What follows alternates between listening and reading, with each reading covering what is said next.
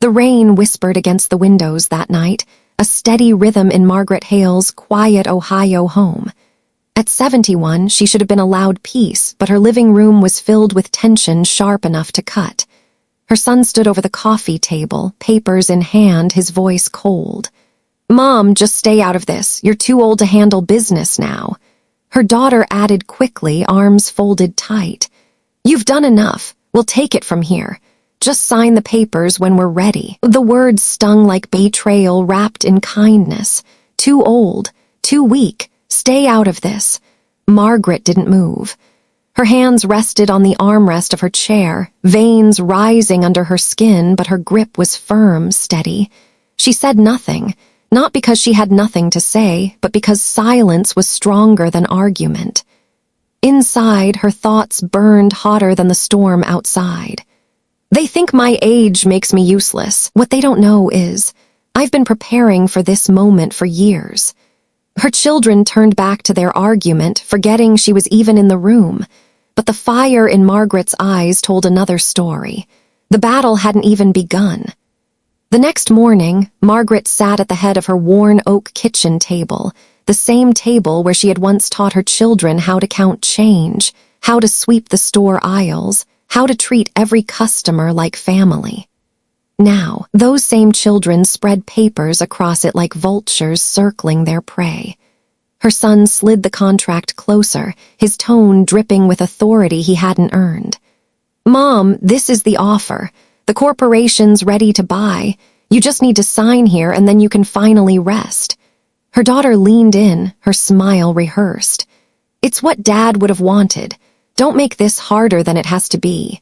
Margaret's eyes dropped to the black ink scrawled across the pages. Sale agreements. Transfer of ownership. Fine print dressed up as freedom. Her throat tightened, the air in the room suddenly heavy. For 40 years, that hardware store had been her bread and butter, her anchor when the world spun out of control.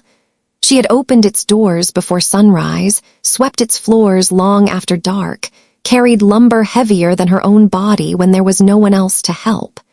And now, the children she had raised in that very store were pushing her out of it. Her son tapped the pen against the contract, impatient. "Come on, Mom. You're just making this painful. Sign and go rest. We've got this handled." Margaret pressed her lips together. The room blurred slightly as her eyes watered, but she refused to let a single tear fall. To them, she was invisible, an old woman clinging to the past. But in her silence, she wasn't surrendering. She was storing every word, every gesture, every insult deep inside. She knew something they didn't. And while they dismissed her as powerless, Margaret Hale sat quietly, steady as stone, because collapse wasn't the end. It was only the beginning.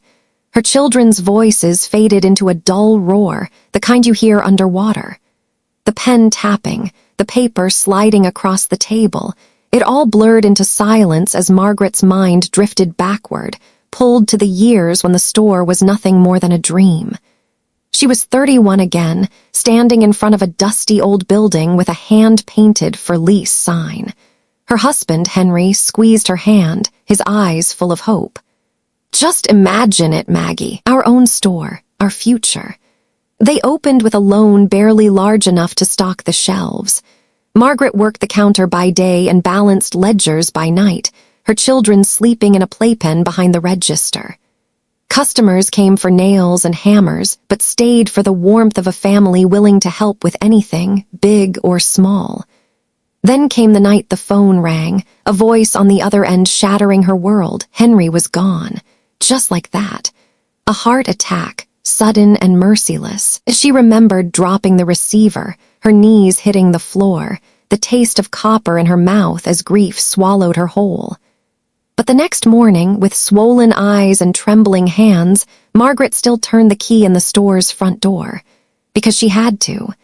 Because that little shop wasn't just lumber and paint. It was food on the table, shoes on her children's feet, and the last piece of Henry she had left. She remembered the years that followed, hauling boxes twice her size, sweeping sawdust until midnight, smiling at customers when inside she wanted to collapse. Every brick in those walls carried her fingerprints. Every dollar earned was proof that she had survived what should have broken her. And now, her children wanted to sell it all as if it were just another property on the market. The flash of memory dissolved, pulling Margaret back to the present. Her son still tapping the pen, her daughter still rehearsing lines about retirement and rest. Margaret blinked, her breath steady. They didn't know the truth. They couldn't possibly understand. This store wasn't just her livelihood, it was her legacy, and she wasn't about to let it go. A week later, her daughter called. "Dinner at our place, Mom, just the three of us, it'll be nice." For a moment, Margaret allowed herself to hope. Maybe, just maybe, they wanted to reconnect as family. Maybe the papers and arguments were over. She ironed her best blouse, the one with pearl buttons Henry had once complimented, and walked slowly up the path to her daughter's house. The door opened, warm light spilling out, the smell of roasted chicken and garlic bread drifting into the night air. Laughter echoed from the dining room, forced but convincing. Margaret stepped inside, her cane clicking softly against the hardwood floor. Her children pulled out her chair at the end of the table, plates already set, wine poured. Her son raised his glass. To Mom, to peace, to new beginnings. Margaret smiled faintly, lifting her water glass, but as the meal unfolded, the truth slipped through the cracks. Between bites of mashed potatoes, her daughter leaned in. "Think of retirement, Mom. Don't you want peace? Don't you want a rest? Without worrying about the store." Her son followed quickly, his tone smoother than honey but sharper than steel.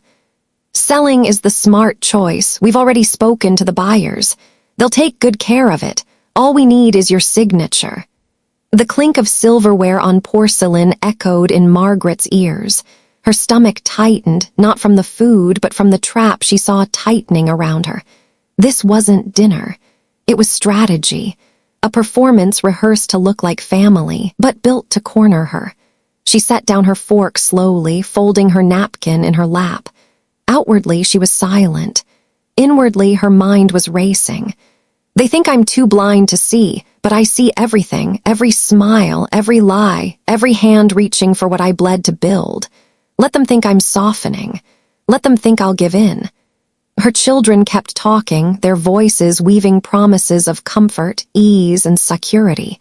They believed the deal was already theirs. But Margaret Hale just nodded, sipping her water, letting their trap close. Because she had a move they didn't know existed, and she was about to use it. That night, long after the dinner plates had been cleared and the false smiles faded, Margaret returned home alone. The house was quiet, but her chest was loud with the echo of their words. Peace, retirement, let go.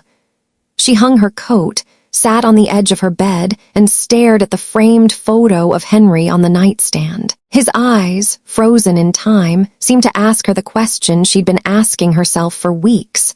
Will you let them take it? Her hand trembled as it reached for the drawer beneath the photo. From it, she pulled a small brass key, old and worn smooth by years of turning.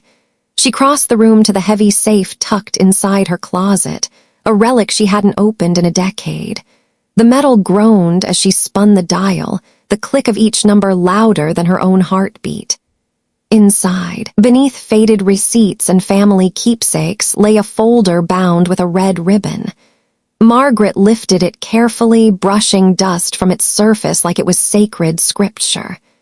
Her fingers unfolded the pages, legal documents she had prepared 10 years ago, back when she first saw greed flicker in her children's eyes.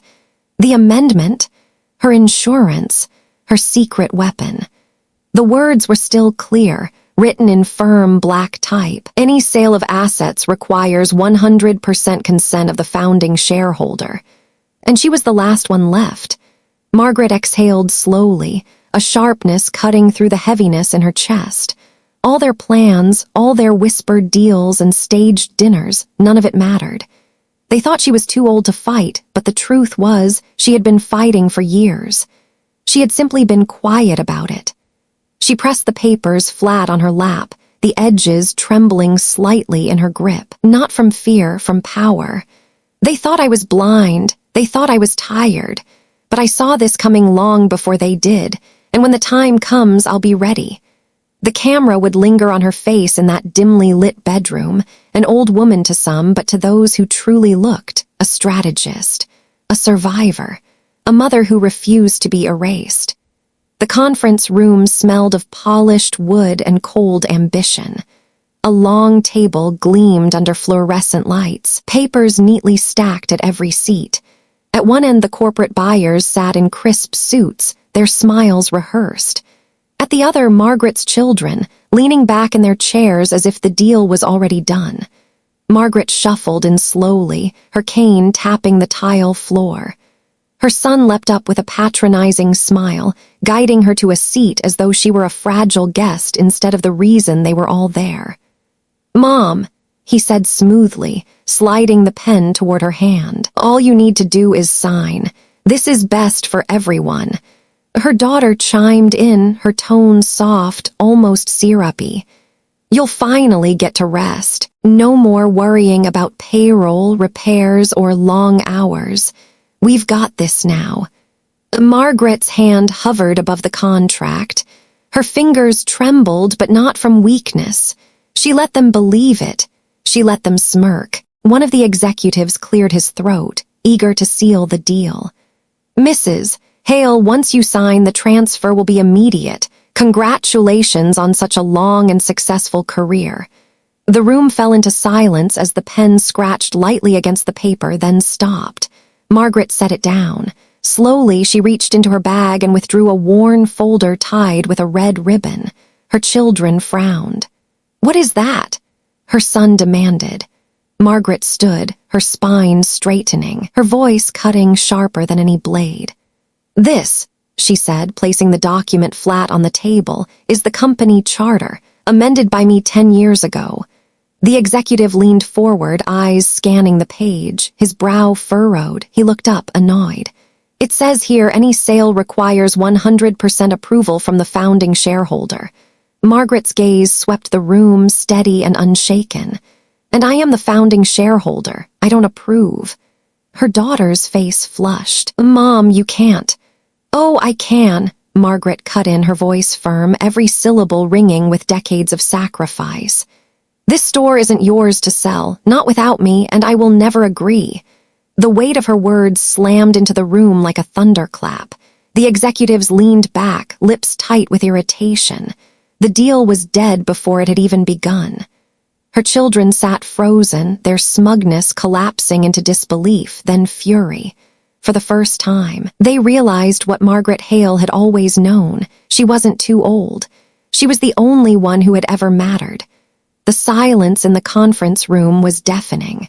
For a moment, all you could hear was the hum of the fluorescent lights and the sound of Margaret sliding her chair back, steady, deliberate.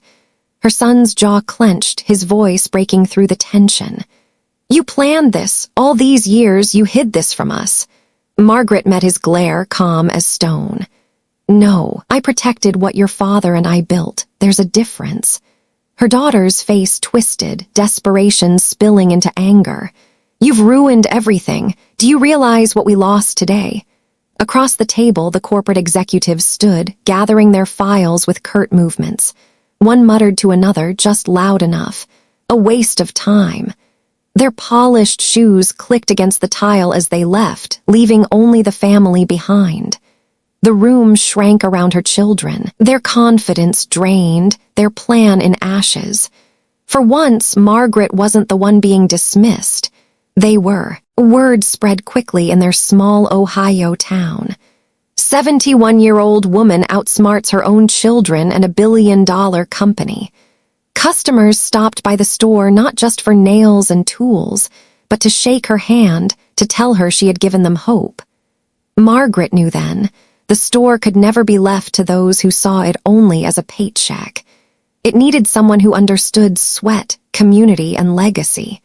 So she called in Tom, her longtime manager, the man who had worked beside her for 3 decades, who had never once spoken of selling out.